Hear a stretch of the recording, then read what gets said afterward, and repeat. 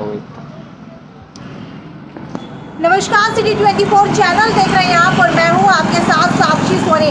अभी हिसार से एक बड़ी ब्रेकिंग न्यूज़ सामने आई है। आपको बता देती हूं कि एक 22 साल के युवक की नहर के अंदर डूबने से मौत हो चुकी है। जी हां, जिस होटल के सामने इस वक्त मैं मौजूद हूं, ये होटल एक बार आपको दिखाना चाहूँगी कैमरे के अंदर। ये होटल जो आप लोग देख पा रहे हैं, होटल के मालिक के बेटे, जी हाँ, होटल टाउन हाउस नाम से ये होटल है और इस होटल के मालिक के बेटे यानी कि 22 साल का युवक था सचिन, जिसकी नहर के अंदर डूबने से मौत हो गई है। अगर इनकी बात की जाए तो ये उदयपुरिया मोहल्ले के रहने वाले हैं, जो कि ग्रीन स्क्वायर मार्केट के पास में पड़ता है। और आपको बता देती हूँ कि ये मामला किस दिन का है। इस मामला जो है लगभग 1 महीने पुराना है। और उस टाइम हुआ क्या था, उस वक्त की बात आपको बताते हैं कि सचिन अपने घर से अपने पिता को कह करके गया था कि मैं क्रिकेट खेलने जा रहा हूं अपने 2 दोस्तों के साथ। और क्रिकेट खेलने के जाने के बाद वो लोग क्रिकेट नहीं खेलने गए, 2 दोस्तों के साथ नहर के ऊपर नहाने के लिए चले गए। जैसे ही तीनों नहर के ऊपर नहाने के लिए जाते हैं, कुछ समय बाद फोन आता है उसी सचिन के बड़े भाई के पास, जो अब मर चुका है, मृतक सचिन के भाई के पास, कि सचिन मिल नहीं रहा है। जब जा कर के देखा तो पता चला, कई समय तक उसको ढूंढा गया तो सचिन कहीं पर भी नहीं मिला। आपको बता देती हूँ कि परिजनों का आरोप लग रहा है कि सचिन के साथ जो 2 दोस्त और गए थे, उन्होंने आपसी रंजिश के तहत सचिन की नहर में डुबा करके हत्या की है। हालांकि पहले जो है उनकी आपसी मुठभेड़ हो गई थी, आपसी जो है मतभेद के चलते उन सभी के बीच के अंदर लड़ाई हो गई थी, लेकिन कॉम्प्रोमाइज़ कर लिया गया था। लेकिन उसके बाद आपसी रंजिश के तहत कहीं ना कहीं प्लानिंग बना करके सचिन को सुबह 5 बजे बुलाया गया। उसके बाद उसको नहर ले जाया गया। नहर आपको बता देती हूँ कि आगे जो है डावड़ा फीडर के पास नहर है, वहाँ पर ले जा करके उसकी हत्या कर दी गई। इस तरीके के परिजन आरोप लगा रहे हैं और आज उसी को लेकर के उनके पिता से बातचीत करके होटल के अंदर चलते हैं। होटल के अंदर जा करके देखते हैं कि आखिरकार उनके पिता की तरफ से क्या कुछ कहा जा रहा है। हालांकि अभी जो है ये मामला पुलिस के पास है, FIR दर्ज करवा दी गई है, लेकिन उसके बावजूद भी अभी तक इस मामले के ऊपर कोई भी कार्रवाई नहीं हो रही है। इस वक्त हम मौजूद हैं उनके पिता के पास। आपको अंदर ले जाके दिखाते हैं कि उनके पिता का क्या कहना है।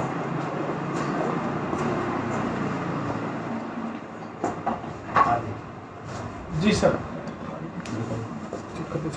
उसको नहर पे ले जाया गया और वहाँ पे डुबो के मार दिया। और फिर 1-1.5 महीने पहले सचिन का उन्हीं दोस्तों से झगड़ा हुआ था, फिर आपस में कंप्रोमाइज़ भी हो गया था, लेकिन वो अंदर ही अंदर रंजिश रखते थे।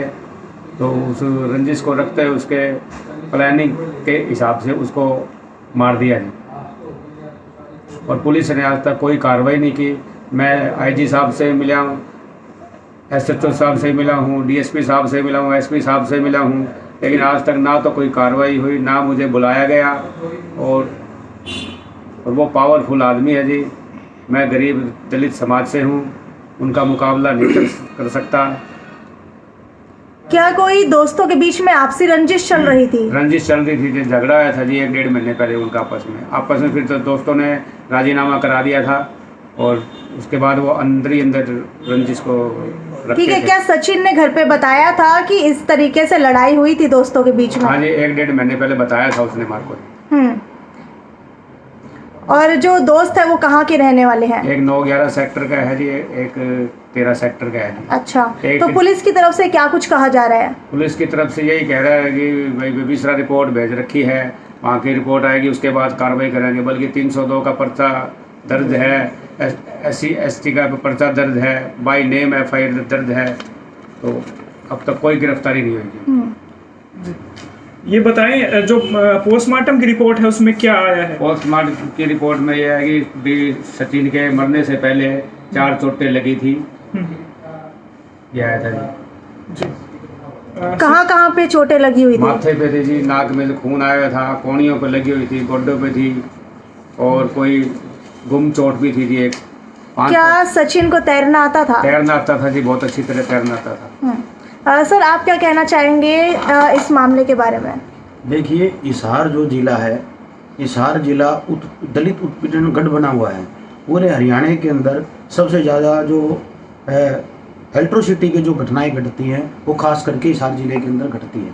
और हिसार जिले के अंदर जो भी घटना घटती है उसके ऊपर प्रशासन कोई संज्ञान नहीं लेता।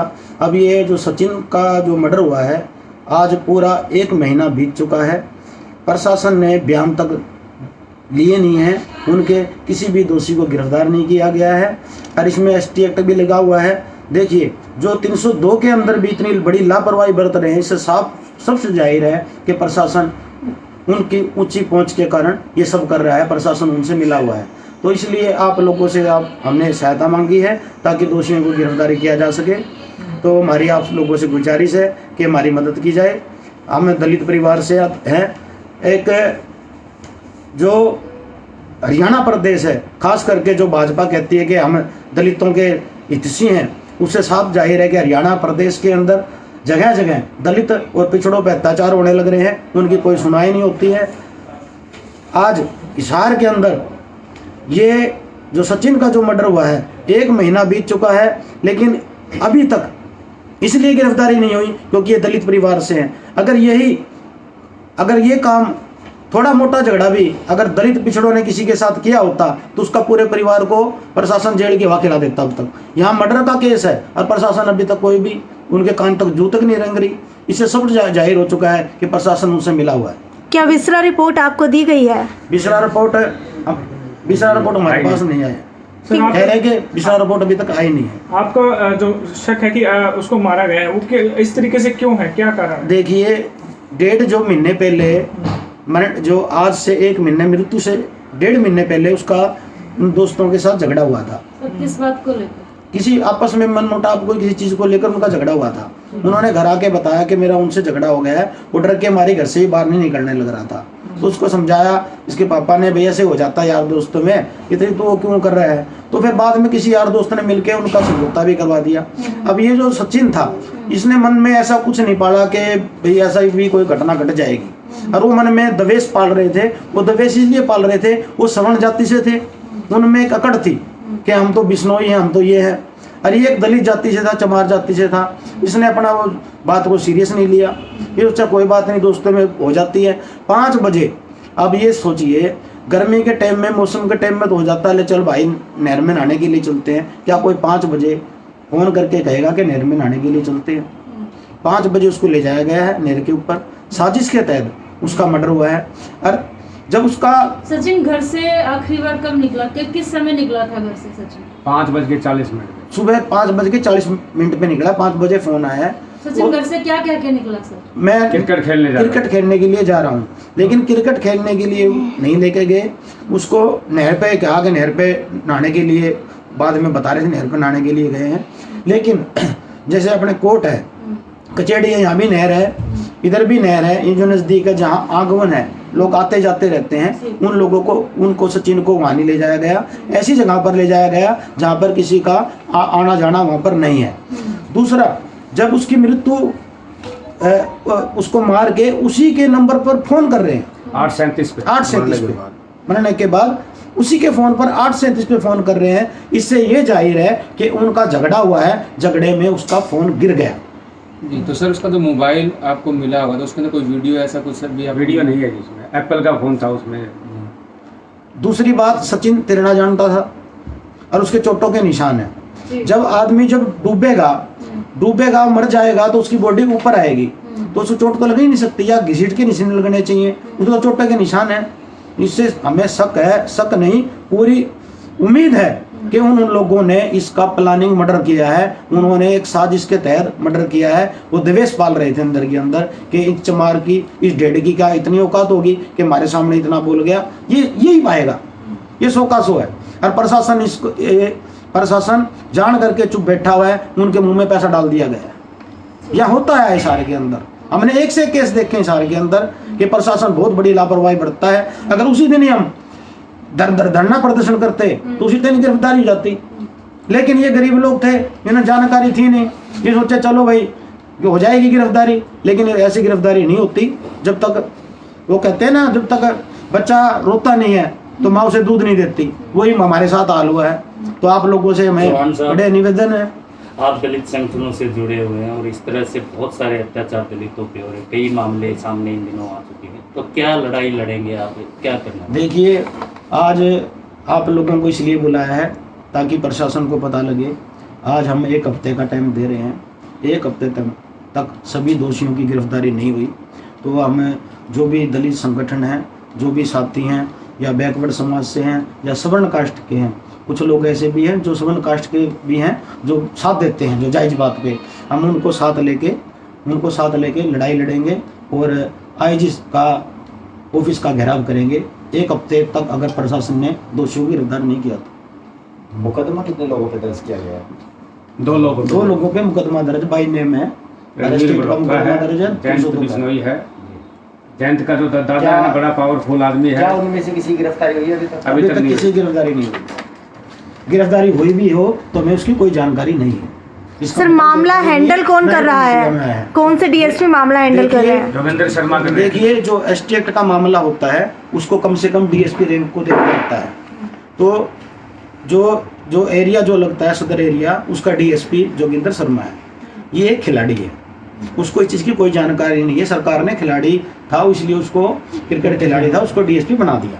अब आप देखेंगे पिछला एक ऐसा ही कुछ मामला मीडिया के थ्रू हमें इसकी जानकारी मिली थी कि एक एसटी एक्ट के मामले के अंदर उसने थाने के अंदर ही जमानत ले ली, जो कि सुप्रीम कोर्ट के पास भी पावर नहीं है कि एसटी एक्ट के अंदर उसकी जमानत ले ले। वो एक कुछ भी नहीं है, नथिंग, जीरो है वो। ऐसे मामले को, ऐसे आदमी को तो सरकार ने तुरंत सस्पेंड कर देना चाहिए। और लापरवाही बरत रहा है वो आदमी, जो आरोपी डीएसपी के लायक ही नहीं है वो। ऐसे मामलों में फिर जांच अधिकारी को मतलब बदल देना चाहिए ना। जांच अधिकारी क्या जो एसपी है, मैं आपकी बात का जवाब दे रहा हूँ, जो एसपी है वो डीआईजी बना हुआ है, क्या एसपी को जानकारी नहीं है? कोई भी मामला अगर 302 का 3 ऐसे मामले हैं जिसकी एसपी को तुरंत जानकारी होती है, एसटी एक्ट 376 रेप का और 302 का, एसपी की जानकारी के बगैर पत्ता भी नहीं हिलता। क्या उसको, एसपी को ये पता नहीं है कि अभी तक कोई गिरफ्तारी नहीं हुई है? सब पता है उसको, सब पता है उसको। जान करके इस केस को दबाया जाने लग रहा है। कुछ दिनों के बाद कह देंगे वो तो उसने तो क्या नाम, उसने तो तैरना नहीं आता था, डूब के मर गया। उसको तो तैरना आता था, तैराकी जानता था वो। ये घोर लापरवाही है प्रशासन की। हरियाणा सरकार दलितों के ऊपर, दलित पिछड़ों के ऊपर तो अत्याचार होने लग रहे हैं, खुलेआम छूट दे रखी है प्रशासन को। कुछ भी करो भाई, अपना पेट भरो और कुछ नहीं। तो आपको क्या लगता है, उनको डुबाकर मारा गया है? क्या लगता है आपको? देखिए, जिस हिसाब से उन्होंने उसके ऊपर फोन किया है उसी के नंबर पे, मान लो जब वो उसके साथ था, फोन उसके पास था, तो फोन उसके उसी के नंबर पे फोन करने का क्या मतलब? जब उसके साथ झगड़ा हुआ तो उसका फोन गिर गया है। फोन गिरने के बाद सोचे कि हम फंस ना जाए, फोन कहाँ मिला झाड़ियों में, तो उसने उसके ऊपर फोन करा है। फोन करके घंटी का पता लगा, कहाँ घंटी गई है, उन्होंने फोन लिया। इससे पूरा पूरा पता लग चुका है कि ये मर्डर है। फोन क्यों करेगा? जिसके पास बंदा साथ में जा रहा है फोन क्यों करेगा? क्या उनको, पुलिस वालों को इतना बेवकूफ है? मुझसे मुख्य रूप से आरोपी जो है वो कौन कौन है इसमें? वो एक तो जी बिश्नोई समाज से है, राम स्वरूप बिश्नोई है जी, बहुत पावरफुल आदमी है। और लड़के का, जयंत का जो पापा है वो पेशे से वकील है, उसकी बहुत पहुंच है और हमारी पहुंच नहीं है, इसलिए गिरफ्तारी नहीं हो रही क्योंकि हम दलित समाज से। देखिए, जो ये मामला है, इस मामले को डीएसपी जोगिंदर शर्मा से हटाया जाए। इस मामले को खुद डीआईजी देखें ताकि सच्चाई सामने आ सके। चौहान साहब जो है, आप कह रहे हैं कि डीएसपी जोगिंदर सिंह को हटाया जाए, प्रेस कॉन्फ्रेंस से तो हटाया नहीं जाएगा, तो क्या आप इस बारे में लिखित में भी जो है पुलिस प्रशासन को देखिए, पहले हमें कृष्ण जी पहले आईजी साहब से मिल चुके हैं इस मामले को लेकर, डीआईजी साहब से मिल चुके हैं। अभी तक प्रशासन ने उसके ऊपर कोई भी कार्रवाई नहीं करी है। आपकी तरफ से लिखित में दिया गया प्रशासन को भी, हमारा जो नहीं, हटाने को लेकर नहीं दिया गया था, कार्रवाई को लेकर दिया गया था। हमें किसी तरह कार्रवाई को लेकर दिया था, ऐसे नहीं। सर, आखिरी सवाल आपका, अब आगे की क्या कुछ कार्रवाई रहेगी? 1 हफ्ते का टाइम देने के बाद भी अगर कुछ नहीं होता तो क्या करेंगे? देखिए, 1 हफ्ते के अंदर अगर प्रशासन ने सभी दोषियों को नहीं गिरफ्तार किया गया तो हम आईजी साहब का घेराव करेंगे। और वहाँ आईजी ऑफिस के आगे कोई भी अनहोनी घटना घटती है तो इसका पुलिस प्रशासन जिम्मेवार होगा। धन्यवाद।